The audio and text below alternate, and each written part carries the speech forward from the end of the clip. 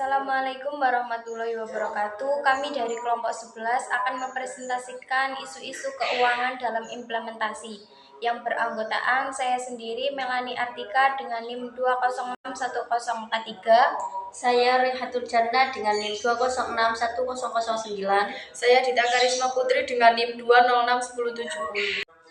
Selanjutnya adalah implementasi strategi. Implementasi strategi adalah tahap selanjutnya sesudah perumusan strategi yang ditetapkan.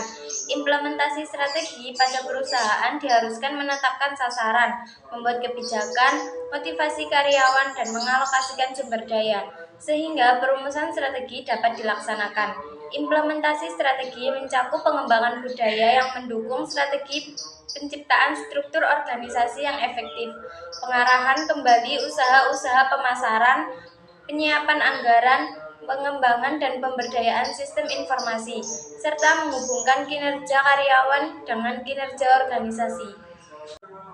Selanjutnya adalah sifat implementasi strategi. Sifat implementasi strategi secara langsung mempengaruhi keberlangsungan dari manajer pabrik, manajer divisi, manajer departemen, manajer penjualan, manajer produk, manajer proyek, manajer personalia, manajer staf, supervisor, dan seluruh karyawan. Masalah umum yang dihadapi dalam implementasi strategi. 1. Implementasi strategi seringkali memerlukan waktu yang lebih lama dibandingkan dengan waktu yang dibutuhkan untuk membuat perencanaan. 2. Masalah-masalah besar yang sebelumnya tidak diantisipasi muncul pada tahap implementasi strategi. 3. Berbagai kegiatan tidak mengkoordinasi secara efektif. 4. Karyawan pada level organisasi yang rendah tidak dilatih dengan memadai. 5. Berbagai faktor lingkungan eksternal yang tidak bisa dikendalikan mengakibatkan munculnya berbagai masalah. 6. Manajer yang mengepalai departemen tidak memberikan kepemimpinan. 7. Berbagai tugas dan kegiatan yang merupakan kunci bagi implementasi strategi tidak dirumuskan dengan baik. 8. Sistem informasi perusahaan tidak bisa memantau berbagai kegiatan yang dilakukan perusahaan secara memadai.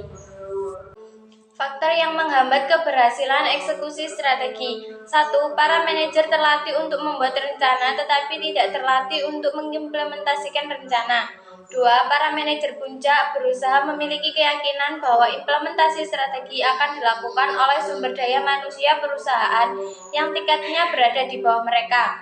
3. Terdapat pemisah antara pihak yang membuat perencanaan, padahal perencanaan dan pelaksanaan strategi juga merupakan perfumus strategi, sehingga dapat diperhitungkan berbagai hambatan eksekusi strategi yang mungkin terjadi di masa mendatang.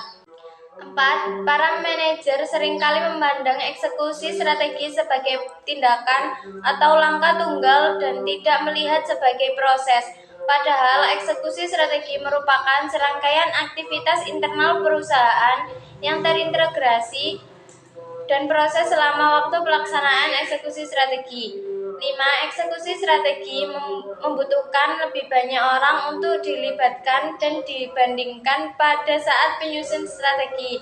Hal ini menimbulkan berbagai masalah seperti masalah koordinasi komunikasi dan intensif untuk para pelaksana implementasi strategi sepanjang struktur organisasi.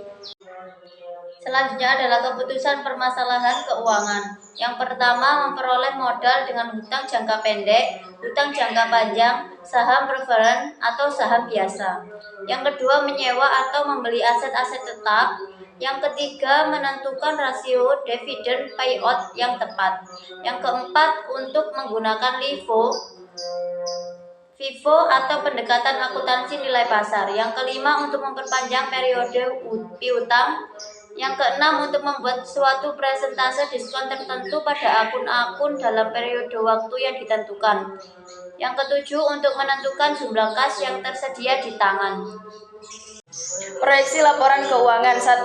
Analisis proyeksi laporan keuangan adalah teknik utama dalam implementasi strategi sentral karena memungkinkan organisasi untuk memeriksa hasil yang diharapkan dari berbagai tindakan dan pendekatan. Jenis analisis ini dapat digunakan untuk memperkirakan dampak dari berbagai keputusan implementasi.